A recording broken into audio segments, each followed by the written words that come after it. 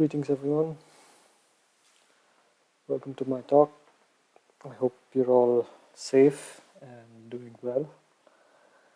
First of all, thanks a lot to Morton and Jen and the rest of the LB-Sides crew and the B-Sides Munich crew for organizing this. Massive props to all of you.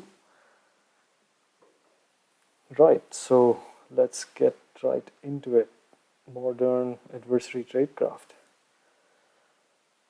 But first, a bit of an introduction. Who am I? I'm Sajal Thomas. I work at Siemens. I'm doing adversary simulation and offensive security over there. I was previously at FireEye, and I'm a first-time B-side speaker, so yay to me.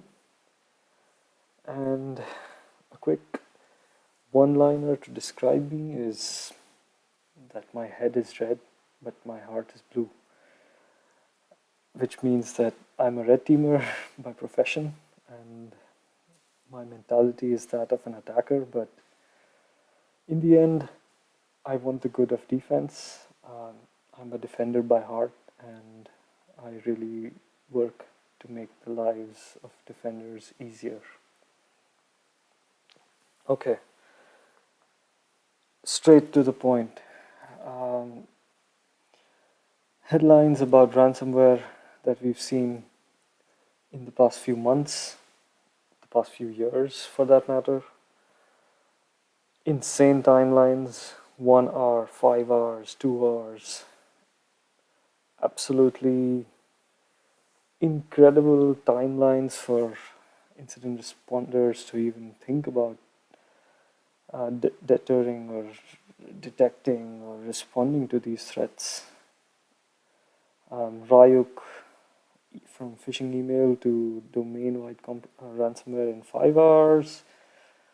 Networker, RDP to a box, dumped creds, RDP into domain controller, and ransom every computer, less than an hour. So yeah, this is what we're dealing with, and this is what we're going to talk about in a sense. Not ransomware, but mostly about what we can do about a threat like this, an unprecedented threat, and a nuisance more than anything else. Right, so quick 20-minute adventure. Let's go in and out and get right into it. So what this talk is about, so we're here to talk about the adversary tactics, techniques, and procedures. Then we want to explore the overlap in the TTPs between threat actors which have different motivations. So we want to see if ransomware groups, the kind of ridiculous timelines that they operate in, does that mean that they're extremely sophisticated, or does that mean that their malware is super complex or extremely difficult to reverse engineer, or what those things mean, and where there's a little bit of an overlap in these techniques between cyber espionage groups and ransomware actors. And in the end, of course, we'll talk about some detection and response strategies that can help the defenders out there to deal with the threats that we face today. Okay, so those of you unfamiliar with the term might be wondering what tradecraft actually is. It isn't all spy stuff. Of course, the origins of the word do come from the Cold War, and tradecraft, at least in the intelligence community, it refers to the techniques and the methods that are used in spying. But today, it's the term itself is used for just describing the skills and methods that are used for any job, for that matter. So for us, what that means is adversary tradecraft means the methods that our adversaries are using. But you might ask, who is my adversary? Maybe that completely depends. But in all likelihood, it's probably not Russian or Chinese intelligence, contrary to what mainstream media would want you to believe. But it most likely might be criminals and ransomware groups. So let's say, for example, if you're just selling Weisswurst at the corner shop, you probably don't have to worry about Russian or Chinese intelligence. However, you do have to worry about criminals or ransomware groups trying to ransom your computers and extort your data and ask you for money. But yeah, who cares? Why does it matter? Well, it matters because it depends who your adversary is and how they behave. And the reason I have this picture is it's just an amazing picture. This is one of the members of the Ransomware Crew. And of course, he operates out of Russia based on various indictments by various governments. And yeah, he is one of your adversary if ransomware groups are your adversary. And one of the videos that I really like that describes this adversary is this one.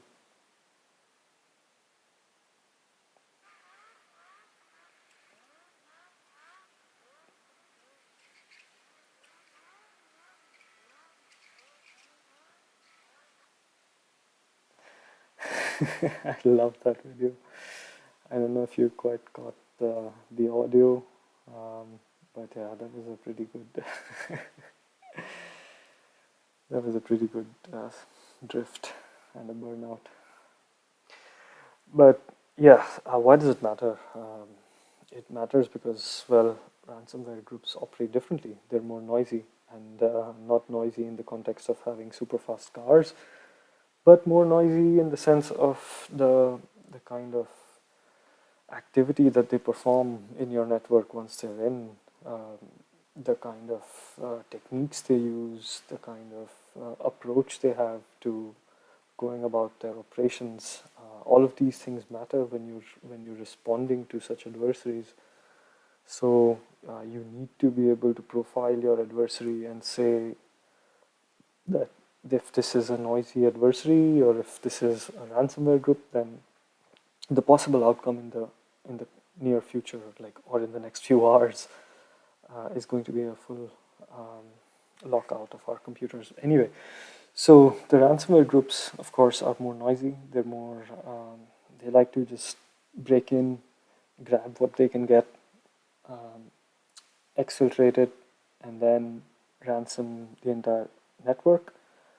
And of course, then come back to you with a ransom note and say that just transfer some cryptocurrency to this account. And yeah, you either you comply or you don't. But there's a huge gulf in the sophistication between ransomware groups and state-sponsored espionage groups, because espionage groups, of course, operate much differently. They're much more stealthy. They do not want to make noise.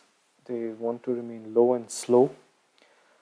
And of course, for them, the job doesn't end. They need to stay where they are. They need to continue seeking the information that they seek, and they have to do it very quietly. And we're going to talk about the low and slow parts specifically in the next few slides, because that's where it gets interesting. Right. But there are plenty of overlaps between groups, even though their motivations are completely different and their approaches to going about their objectives are completely different. This is a meme that I shamelessly stole from one of my former colleagues, Bryce, and more often than not, this is the case, that any loader or any sample that is found on VirusTotal, or if you're responding to a breach and you see that there's a custom loader that's doing something fancy, ultimately it is loading Cobalt Strike. And for those of you unfamiliar with Cobalt Strike, it's just a framework that penetration testers and adversary simulation professionals like myself use, because well, it's a great platform to begin with, and it gets the job done. But the point here is that it is now being used by groups with varying motivations and varying tactics. So it's really hard to identify once you get to the point of triaging the shell code, and when you see that, okay, this shell code is this is Cobalt Strike, this is definitely Cobalt Strike. It's hard to distinguish who the threat actor is, because it could be your red team, or it could be your it could be a nation state espionage group, or a ransomware actor. So it's hard to draw those distinguishing lines when you're triaging these threats. But we're seeing that even though the approaches are different, there's still a lot of overlap between the various threat actors out there, and we're now seeing things like code signed executables are now very, very easily found in just about everywhere. Criminals can just buy these code signing certificates off the dark web for $300, $500. Sometimes it's a little more if you want to bypass smart screen. I think it's about 1,500 or so, and yeah, it's worth the investment, because ultimately you're going to ransom a huge organization, and the money makes up for itself. So code signed executables or code signed malware is definitely something that's much more common now. And the stage 1 or the stage 2 in the malware, which is code that's loaded eventually or further down the line, is turning out to be Cobalt Strike in practically, well, every other breach or every other threat intel report that you read, every other ransomware analysis blog, or it's all over. And of course, the most interesting is the post-exploitation tools that we're seeing. We're seeing a lot of nation-state adversaries, as well as ransomware groups use Mimikatz and Bloodhound and Responder, and there's quite a few. But the point here is that even though these tools are open source, they're extremely well known by the security industry. They're heavily signatured, but they're still very, very popular, because all it takes is a few customizations, and you don't have to reinvent the wheel. And that's the interesting part about the adversary tradecraft. It's that the threat actors are not, they're finding that it's much easier to just use that's already out there, instead of creating a tool from scratch. So let's say that a threat actor wants to dump credentials. Now they have the capability to write something that's exactly like Mimikatz, but it's not Mimikatz. But they would just rather not, because this has very, very obvious benefits. Well, it saves time and effort, of course. This means you don't have to hire developers. You don't have to spend countless hours in building the malware. And well, 2, it's very widely used. It's tested in production. Every red teamers and pen testers have already used it. If they've seen issues, they've opened GitHub issues on GitHub, or feature requests. And of course, the main benefit is that it muddies the attribution waters. So you can never profile a threat actor by the tools that they use. So to put it simply, if I wanted to create, or if I wanted to be a threat group of myself, and if I started building all these tools myself, which were completely custom from scratch, then I could only use them in one mission, because once they're profiled, they're burned, and if I use them again, then it points directly to me. So there are some very obvious benefits of using open source tooling. Of course, I have no problem with open source tooling per se, but that's a different topic that I'm not getting into. Right, so getting into the tactics, techniques, and procedures itself, the important point here is that every adversary has to, at some point, perform a certain set of actions in order to complete their mission. So this means that once the adversary is inside your network, they need to perform the same steps in one way or another. Maybe they do it differently, maybe the tools they use are different, maybe one threat actor uses tool A, the other uses tool B. So let's say maybe a ransomware group uses PSExec for lateral movement, but maybe a cyber espionage group uses WinRM, but they still need to do that. They still need to perform that action to move laterally. And this is where a detection opportunity arises, and every single command that is executed, every network packet that's sent, every step forward that an attacker takes in this kill chain, as they call it, which is quite popular nowadays.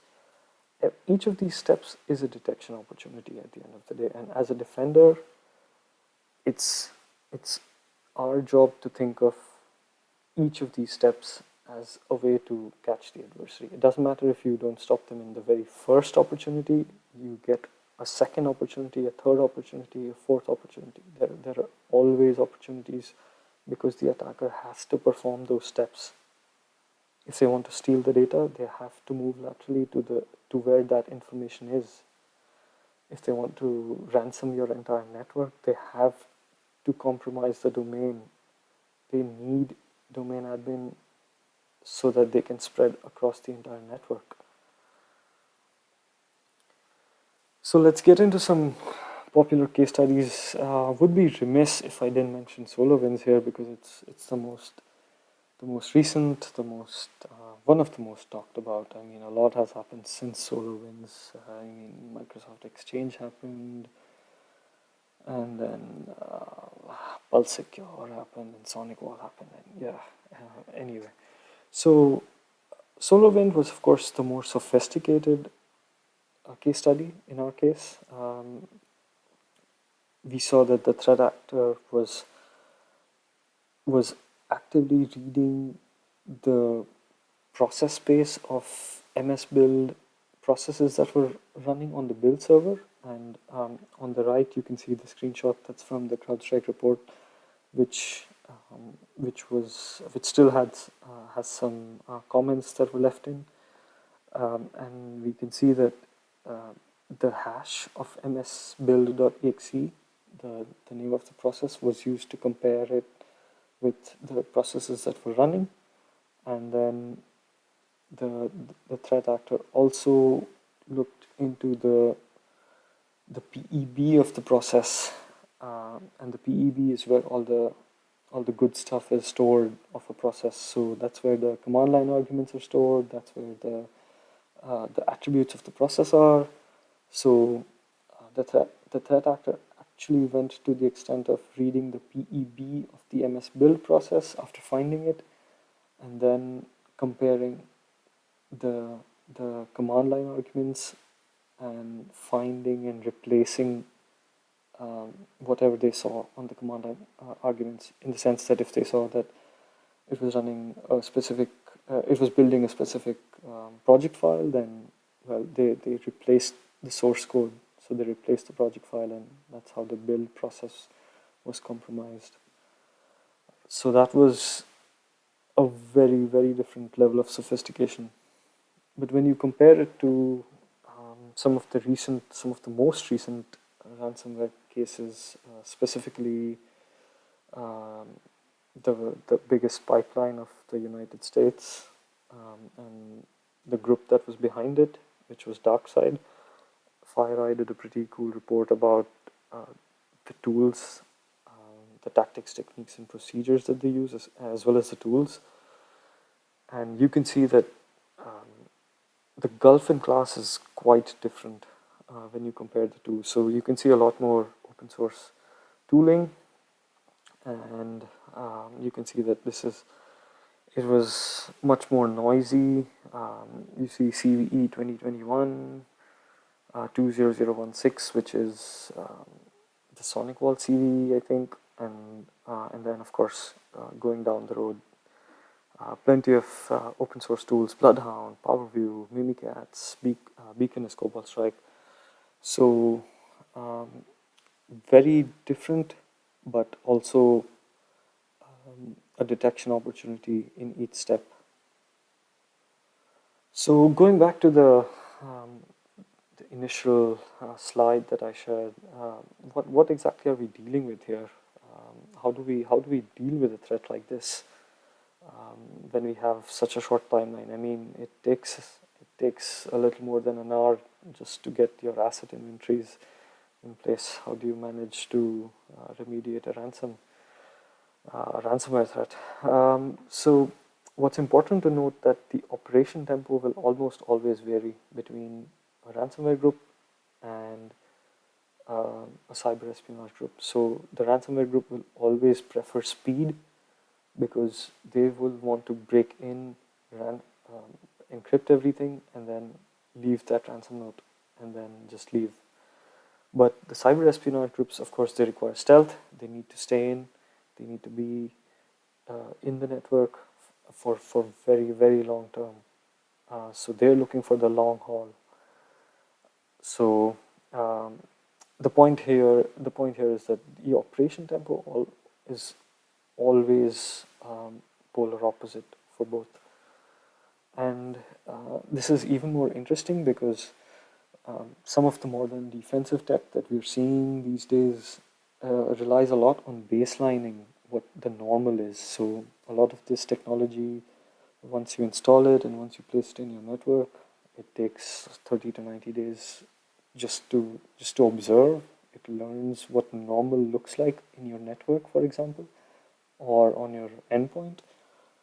And then after those 30 or 90 days, if there's a very obvious anomaly, then it'll just ring the alarm bells and say that, okay, this is not normal. This was not something we observed in the 90-day window. And so this is something that you should investigate. So this means that the trend going forward will force attackers to operate slower.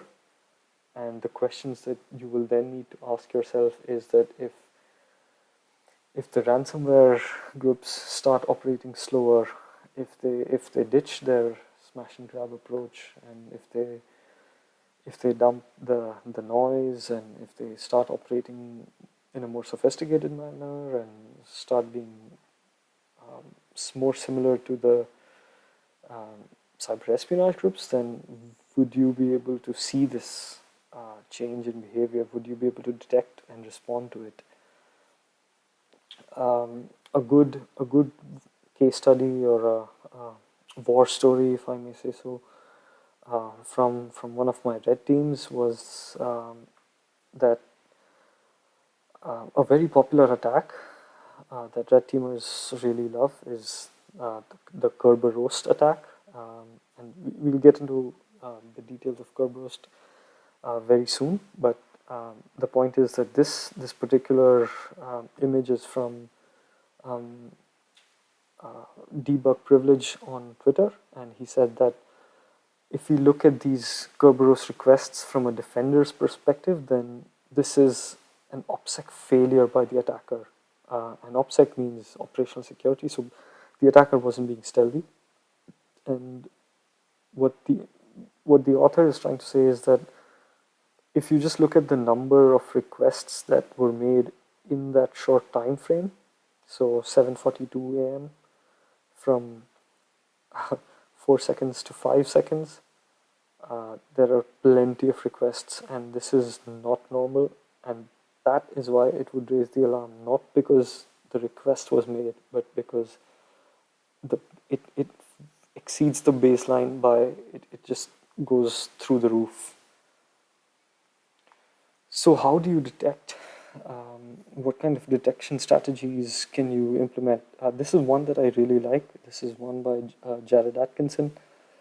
And he says that uh, attacker tools are just an abstraction of the capability of that tool. So defenders need to start looking at tools as just as an abstraction of the capability. So if you're talking about Kerberos, which is an attack that involves Kerberos ticket granting service tickets, without getting into a lot of detail about Kerberos, the attack itself can be performed by many different tools. So it depends on how you want to perform the attack, but ultimately you need to break it down into what managed code is called, what is the Windows API function that will be called, and what is the RPC call that will be made, and on the network, what is the kind of traffic you'll see.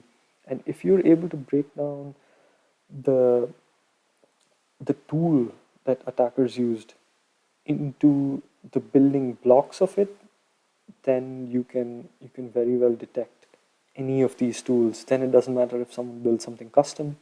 It doesn't matter if someone uses, a, let's say, Rubius, and you have, if you have detections in place only for PowerShell because you have AMSI or whatever, then you won't just rely on that one layer of defense.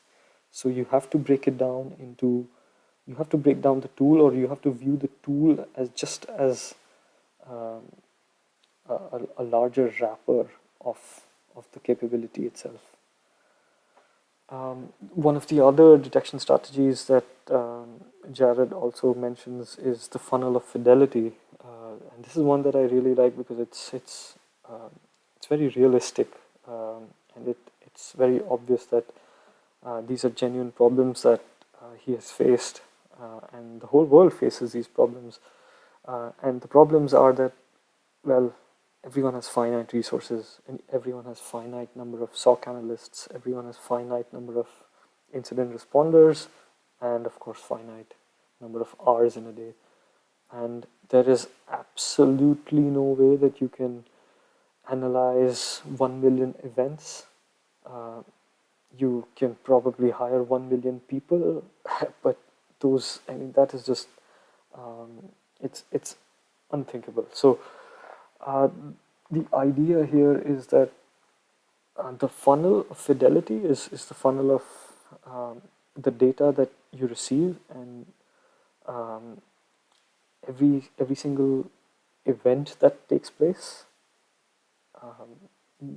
cannot be investigated. So every step in this funnel simply serves a purpose of taking input and filtering it and passing it on to the next step and making it easier for the next step to analyze whatever it is that you're giving it as output. So when you're uh, when you're detecting events, then you need to filter them out into, if you're detecting a million events, then you need to filter them out to only the hundreds that need to be triaged, and then from those 100 you have to pass them on, um, you have to pass on even fewer to the incident responders to investigate. And if you see that there's a legitimate threat, then you pass them on and remediate those threats. But the idea is you do not clog this funnel. You keep filtering and passing it on to the next step. Some of the most commonly used commands that we've seen, and this is very helpful information from the Japanese CERT team. And one of the other detection strategies that come from a very famous red teamer, Sub-T, Casey Smith, and he said in one of his Black Hat talks that behaviors happen over time, and we need to monitor where the action happens. So we need to be able to look at the larger picture. And from a red team perspective, of course, we know that attackers pay a lot of attention to blending in. So pay a lot of attention to legitimate binaries being renamed and replaced. So things like PowerShell.exe being renamed to p.exe and put somewhere else and then being run from there. You need to be able to detect very simple and silly things like those network connections from living off the line binaries, so binaries like MS-build and regserve32, so on and so forth, also worth looking at. And of course, frequency analysis, that is something you should be performing just to have a good idea if there's something odd that shouldn't be in your network that's sticking out like a sore thumb. So if there's a schedule task that has been created only on 10 computers out of 100 computers, then that's probably something you should look at. Okay, in the interest of time, I'm going to speed up a bit. This is a pretty cool picture by, it's a slide by Florian Roth on how to prevent ransomware. He focuses on low effort and high effectiveness measures. So those are definitely something you should prioritize over anything else that the sales team might be trying to sell you. And that's where I stop. I'll be on Slack when this is being played. Of course, this is a pre-recorded talk, so feel free to ask me questions. Thank you so much. Dankeschön, merci, gracias, grazie. Happy to present, and thank you once again to the B-Sides team.